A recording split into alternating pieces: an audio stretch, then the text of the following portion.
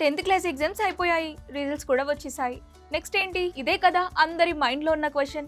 మా వాడు software engineer అయిపోవాలి అని పేరెంట్స్, ఏదో ఒక గ్రూప్ జాయిన్ అయిపోతే సరిపోతుంది కదా అని స్టూడెంట్స్ అనుకుంటున్నారు. కానీ ఒక్క నిమిషం ఆగండి. ఇప్పుడు మనం 2026లో ఉన్నాము. బయట చూస్తే ఏఐ గాలివానలా దూసుకొస్తుంది. పెద్ద పెద్ద కంపెనీల్లో సాఫ్ట్వేర్ ఇంజనీర్లనే తీసేస్తున్నారు. మరి ఇలాంటి టైంలో మీరు తీసుకునే నిర్ణయం పాత పద్ధతిలో ఉంటే ఎలా? అందుకే ఈ చిన్న అనాలిసిస్.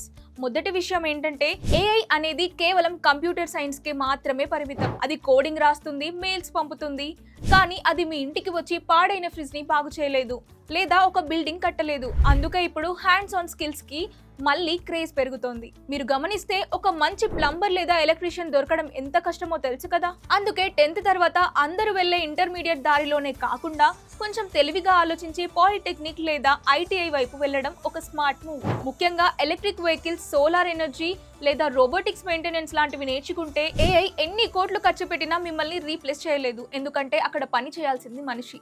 ఒకవేళ మీరు లేదు నేను ఇంటరే చదువుతాను అని అంటే అక్కడ కూడా చిన్న మార్పు చేసుకోండి. కేవలం పుస్తకాల్లో ఉన్నది బట్టి కొట్టడం మానేయండి. చదువుతో పాటు ఏదో ఒక డిజిటల్ స్కిల్ నేర్చుకోండి. వీడియో ఎడిటింగ్ కావచ్చు, గ్రాఫిక్ డిజైనింగ్ కావచ్చు. ఎందుకంటే ఇప్పుడు క్రియేటివ్ ఎకానమీ నడుస్తుంది.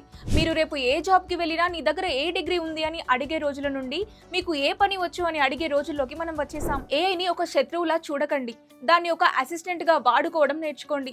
చివరగా నేను చెప్పేది ఒక్కటే, మార్కెట్లో ఇప్పుడు లే ఆఫ్ జరుగుతున్నాయి అంటే దాని అర్థం పనులు ఆగిపోయాయని కాదు, పాత పద్ధతిలో పనిచేసేవారు వద్దని. కాబట్టి 10th తర్వాత మీరు ఎంచుకునే దారిలో నైపుణ్యం, స్కిల్ ఉండేలా చూసుకోండి. అప్పుడే ఏఐ వచ్చినా మీ కెరీర్ కి డోకా ఉండదు.